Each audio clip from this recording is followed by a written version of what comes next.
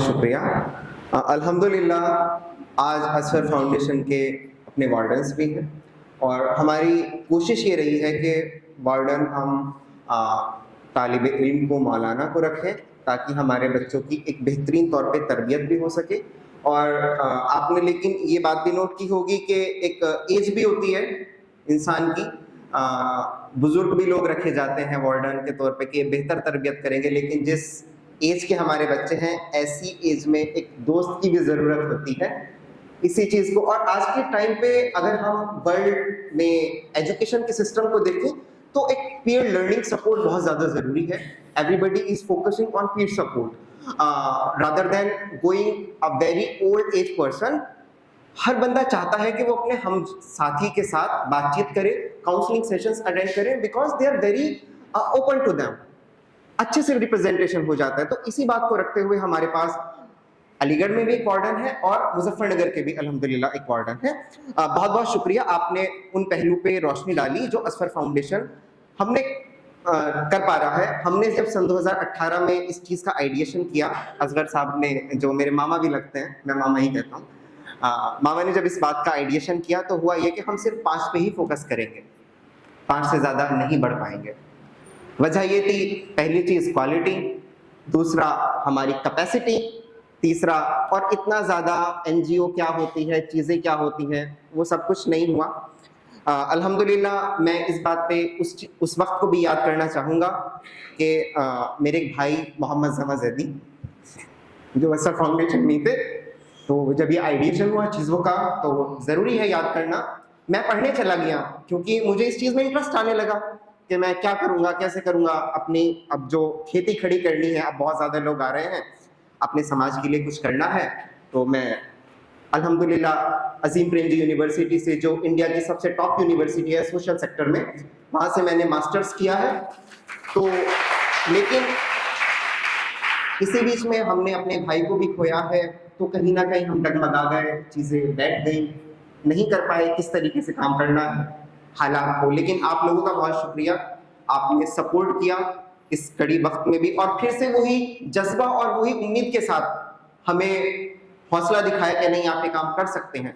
तो अल्हम्दुलिल्लाह हम बहुत अच्छे से इस चीज़ को आगे बढ़ा रहे हैं और दिन ब दिन तरक्की कर रहे हैं। आप लोगों की दुआओं का नतीजा है और इमामी मासूमीन अलैहिस्सलातु वस्सलाम का साया, खुदा का साया हमारे सरों पे है। इसके साथ साथ अब मेरे नेक्स्ट स्पीकर हैं हमारी फैकल्टी जनाब हसन सर।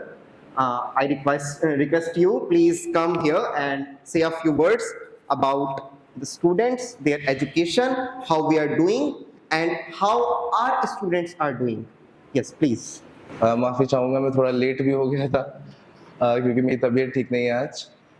हमारे बच्चे और आरजू भाई की जो मेहनत है उस सब के बारे में शारिक भाई आपको ऑलरेडी बहुत ज़्यादा डिटेल में बता चुके हैं, क्योंकि आज हम यहाँ पर 19 अक्टूबर, ये हमारा जो है बानी दरसगाह का वीक चल रहा है, ये जो हफ्ता है, ये हफ्ता हम सर सैयद डे मनाते हैं। तो जो एक दो तीन चीज़ें जो मैं हाईलाइट करूँगा वो यही है कि किस तरीके से सर सैयद ने, क्यों 19वीं सेंचुरी में सर सैयद ने एक एजुकेशन का बीड़ा उठाया, और वही बीड़ा जो आज आरजू भाई उठा रहे हैं आप सबकी इल्म के लिए।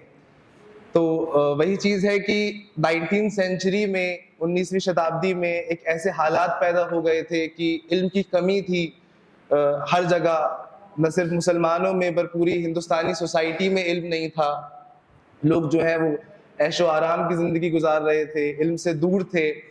सर सैयद अहमद ख़ान ने जितनी भी चीज़ें कहीं, उनकी जितनी भी राइटिंग्स हैं, ख़ास तौर पर उनकी दो जो राइटिंग्स हैं, असबाब बगावत हिंद और सरकश ज़िला बिजनौर, उसमें वो इस बात को हाईलाइट करते हैं कि किस तरीके से मुसलमान जो हैं उनके साथ जुल्म हो रहे हैं, उनके साथ ज़्यादती हो रही है 1850s के बाद, और ना हुकूमत उन्हें नौकरी दे रही है, ना उनके पास खुद में नौकरियां हैं, इल्म की कमी है।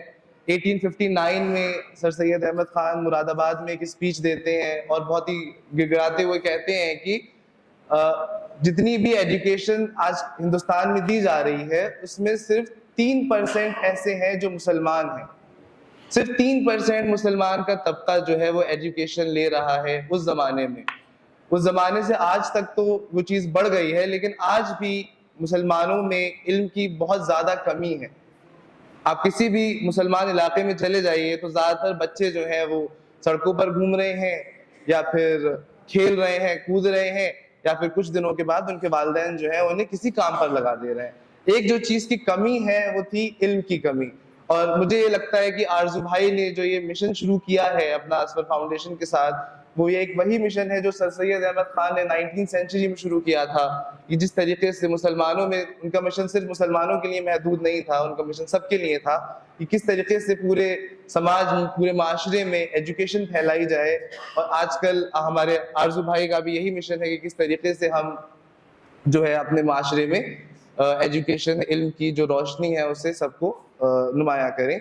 दूसरी चीज़ जो मैं हाईलाइट करूंगा वो ये है कि यहाँ पर हमारे जितने भी बच्चे हैं वो सिर्फ लड़के हैं। अगर हम एक तबके को सिर्फ, क्योंकि जो हमारा सोसाइटी है, हमारा माशरा है, उसमें सिर्फ लड़के नहीं होते, उसमें लड़कियां भी होती हैं। और मैं ये बस कहना चाहूँगा कि तालीम निस्वा भी बहुत ज़रूरी है। अगर आप अपने लड़कों को तालीम दे रहे हैं तो अपनी लड़कियों को भी उतनी तालीम देने की कोशिश कीजिए।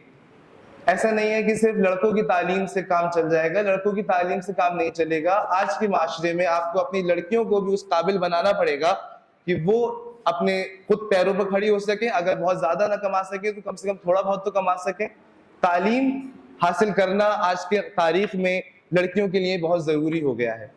ये बात सर सैयद अहमद खान भी अपने टाइम में कहते थे, उनके बाद इसका पीड़ा अलीगढ़ मुस्लिम यूनिवर्सिटी में शेख अब्दुल्ला हमारे पापा मियाँ ने उठाया और उन्होंने विमेंस कॉलेज कायम किया। इस वक्त तो हो सकता है आरजू भाई जिस तरीके से कोशिश कर रहे हैं, उनके पास हो सकता है इस वक्त इतने रिसोर्सेज अवेलेबल ना हो कि वो लड़कियों को भी आपके अपने घरों से ला सकें यहाँ पर और रख सकें। लेकिन हमारी जो सरकार है, भले से कितनी बुरी सही या कितनी अच्छी सही, लेकिन लड़कियों की एजुकेशन पर काम कर रही है। अपनी लड़कियों को घरों तक महदूद मत रखिए कि वो सिर्फ घर के काम करेंगी या बड़ी होकर शादी करके चली जाएंगी। उन्हें ये कोशिश करिए कि हर तरीके से अपनी लड़कियों को एजुकेशन दिलवाएं, क्योंकि तालीम के बगैर इस दुनिया में कुछ भी नहीं है। अपने लड़कों को भी तालीम दीजिए ताकि वो भी आपका नाम रोशन करे, और अपनी लड़कियों को भी तालीम दीजिए ताकि वो भी आपका नाम रोशन करे। इस बात में कभी भी डिस्क्रिमिनेशन मत कीजिएगा। बस मैं यही कहना चाहूँगा। शुक्रिया। शुक्रिया सभी स्पीकर्स का। बहुत ज़्यादा टाइम को मद्देनजर रखते हुए सब अपनी बात बहुत ही मुकम्मल वक्त में कंप्लीट कर रहे हैं, तो we are not running out of time.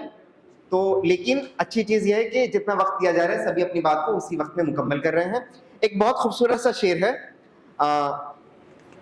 जो असफर फाउंडेशन के लिए मैं पेश करना चाहता हूँ। उड़ान वालों, उड़ानों पे वक्त भारी है, परों की अब के नहीं हौसलों की बारी है। दुआ करो कि सलामत रहे मेरी हिम्मत, ये एक चराग कहीं आंधियों पे भारी है। तो ये जो चराग है वो असफर फाउंडेशन का इंशाअल्लाह चलता चला जाएगा। मैं रिक्वेस्ट करता हूं जनाब जरगाम साहब से कि वो स्टेज पे आए। एक सर्टिफिकेट है हमारी फैकल्टी मिस्टर हसन का। I would like to welcome both of you.